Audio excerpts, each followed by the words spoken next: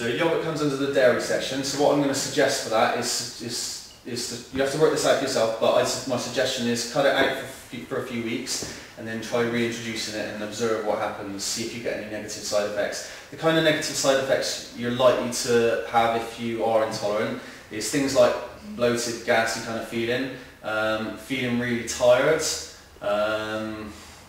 maybe a bit, possibly feeling sick, but more likely kind of like really heavy and tiredness. Things like diarrhea and that kind of stuff might come on in severe cases, but just the most obvious thing is normally you just feel heavy and bloated. I know if I cut out bread for a while and then I have some bread again, I'm like, ugh, it's horrible, yeah. And then you keep going for a few weeks and then you get over that. But that's what I was saying about most people don't realise how intolerant they are. Most people are going around in that state regularly, and until you cut it out, you just don't realise. And then you cut it out and you go, oh my god, I feel so lighter. Another thing you should notice is more level energy throughout the bottle, throughout the day. So a lot of people, this is like energy levels, and this is time. Say this is breakfast, lunch and dinner. Most people, their energy levels go like that kind of thing, yeah? If you eat paleo, your energy levels will stay much more like this kind of thing, you know? Because the fats and proteins release a lot slower into your bloodstream, and you find that a lot of people have that mid-morning or mid-afternoon crash. You're going to have a big sandwich for lunch and then go back to the office like 3 o'clock in the afternoon, useless at work. It tends to go away. Did you experience that? Yeah, change in energy. Yeah, I've had loads. More clearer. Clarity, yeah, definitely. Your head feels clearer, you'll work better, all that stuff. What do you guys tend to do for breakfast? Because that's when I struggle. I found myself eating loads of eggs because it was like, because I just was like, oh, broccoli. You know, I just found I was doing scrambled eggs because I kind of ran out of ideas what to eat in the morning. So, great question. Yeah, that's a real common question. So breakfast is just a concept that is completely conditioned, isn't it? You know, people around the world have for breakfast what they eat throughout the rest of the day, but we've got the Western idea. We've got it's either like an English breakfast or cereal. For most people, it's cereals, toast. It might be some eggs on toast. But it's either cereals or toasting something, or possibly an English breakfast. Yeah, but there's absolutely no reason you can't have anything for breakfast. Yeah. So if you can retrain your body to eat what you eat the rest of the day. So I have fish and vegetables for breakfast. I have eggs for breakfast. I have an omelette or some scrambled eggs or something like that. But I might have like a pork chop and some vegetables for breakfast, or fish, or some leftovers, some like pork, nice bit of curry. But yeah, tomatoes and mushrooms are all. Yeah, tomatoes and mushrooms are all good. Yeah, absolutely. So this is we don't want you to cut your fats massively. We want you to eat 30% of your calorie intake as fat. Yeah. Okay. Another question people often say isn't this a little bit like Atkins? Yeah. May look a little bit Atkins. Atkins tends to be ultra low carbs, so you're talking about like it's almost reversing this, like 0 to 20%, and then proteins even higher, so like 40-50%. Sorry, no, 30, 40. I can't remember the exact thing anyway. And then high levels of fat, something like that, 40-20. Which is an ultra low carb, really high fat and really high protein. And what Atkins does is puts the fruit and vegetables in the same bracket as the starchy carbohydrates. So this is different to Atkins. It's a higher protein, higher fat. It goes along the same basic principles about insulin and stuff like that, but it seeks to get a much more balanced ratio of fats, proteins and carbs, and wants you to eat plenty of vegetables and get loads of nutrients in there as well. So yeah, but we don't want you to eat low fat. So for instance, frying stuff is not the end of the world. Yeah, you don't need to trim all your fat off all your meats and all that kind of stuff, because man has been eating fat from meat for all its history, and our bodies are completely used to eating that stuff. There's the idea that fat stuff will lead to high cholesterol and therefore heart disease and all that kind of thing. Yeah, you've all heard that idea. Again, there's loads and loads of evidence coming out now that isn't necessarily true. There's another theory that I believe that there's a growing body of evidence for, that more and more people are switching to, that actually hyperinsulinemia, which is high amounts of insulin in your body, is the root cause of all this syndrome X stuff, which is like diabetes, hypertension, high blood pressure, coronary heart disease, all that stuff. The insulin in the body, hyperinsulinemia or insulinism, is the root cause of these things. So that actually you're going to fix that by doing this. And there's loads of accounts online of diabetics, like type 2 diabetics, switching to paleo, and then their diabetes virtually going away, controlling their diabetes with switching this. There's loads of things I've read about people with heart disease who've switched and gone paleo. They've eaten higher levels of fat, much lower carbs, and they've helped themselves tremendously by doing it. So I want to try and encourage you to let go of the low fat idea and to eat plenty of healthy fats in your diet. Yeah. So really you can eat as many sort of vegetables as you want? Loads and loads of vegetables, yeah.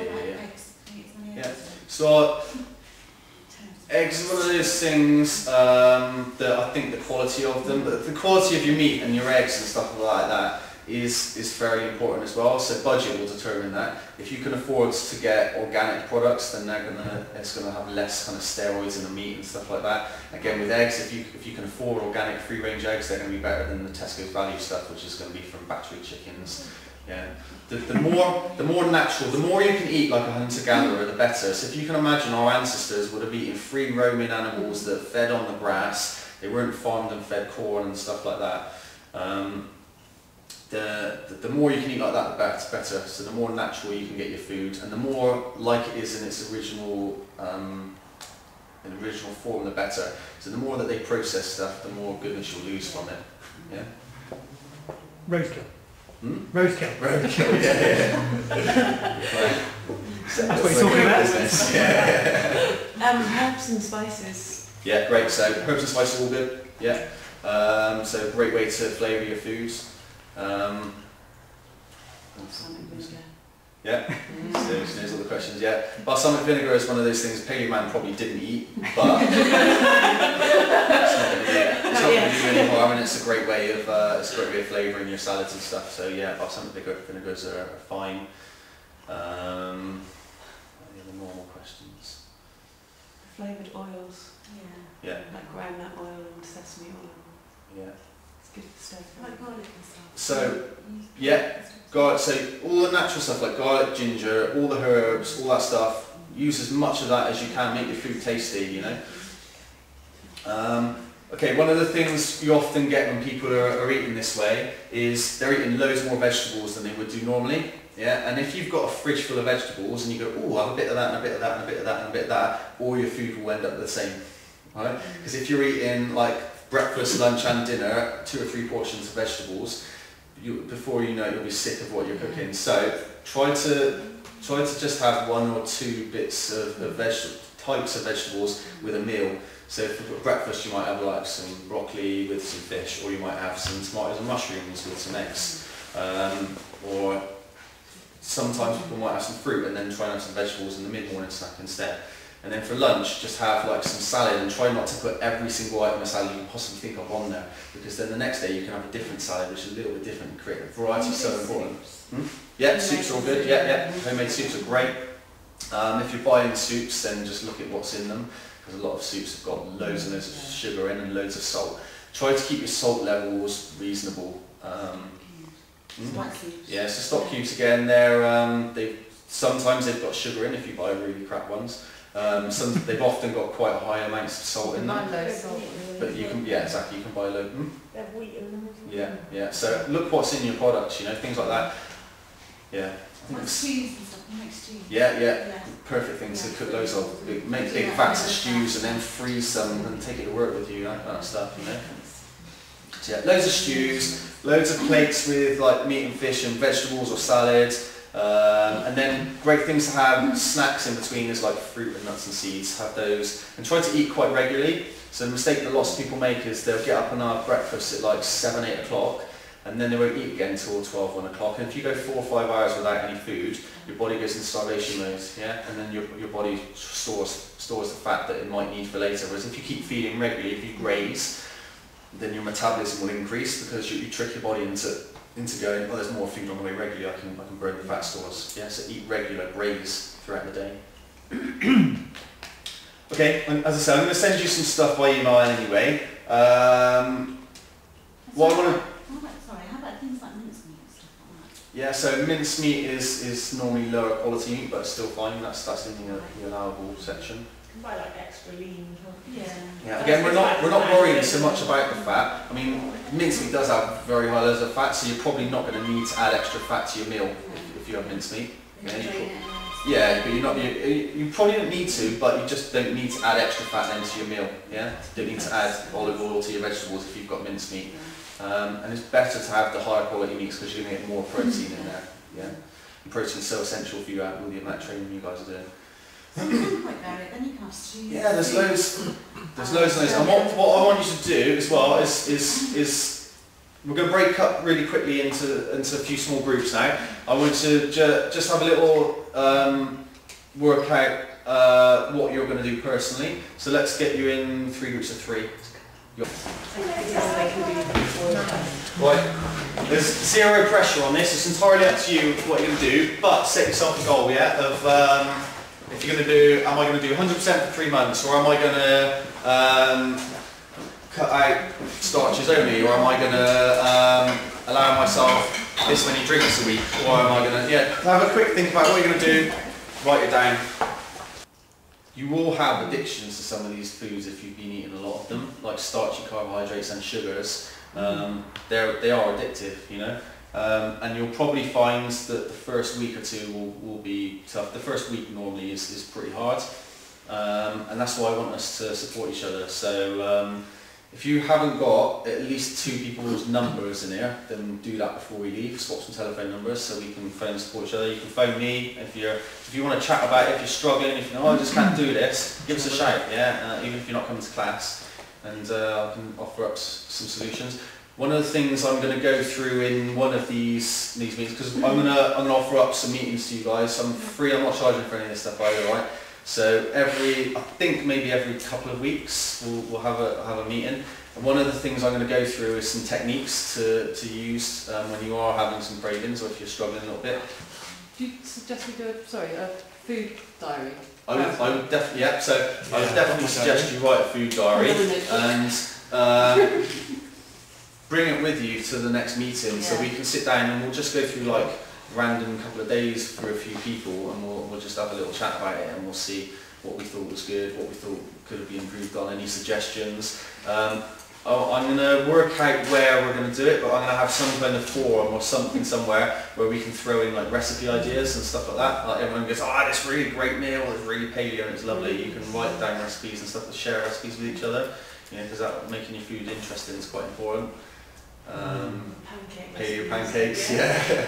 They're I've never come out right. I've never come I've always done buckwheat, I didn't really eat flour anyway. Right. It's buckwheat, no. So Because it's a rhubarb. So for paleo pancakes, is it? What was the ground almonds or some ground almonds and coconut milk? Okay, so you can have coconut milk. Yeah, that's the question often asked. Yeah, coconut milk's all good. So yeah, you can make curries because spices and garlic and ginger and chilies and coconut milk. Just maybe rice and non. Yeah, so you can have loads of vegetables in it. Okay, another cool little... Well, you can have meat obviously with it. Yeah, absolutely, yeah, of course, yeah. So you have a meat curry, cook it yourself, so you know what's in it. Good trick if you're missing rice. Okay, if you're missing rice, steam up some cauliflower, mash it up. It goes all grainy. It's a little bit like rice. Yeah. Wraps, get like big lettuce leaves. Make wraps in lettuce leaves rather than in like tortillas, that kind of stuff. You know, there's loads of ways that you can enjoy eating paleo. It doesn't need to be like a big stress. I'm going to encourage you to weigh and measure yourselves. Don't have to do that, it's entirely up to you. I know some of you will want to do that because then you'll have some tangible results to come back to. So again, we'll do those in a few weeks when we have our next meeting.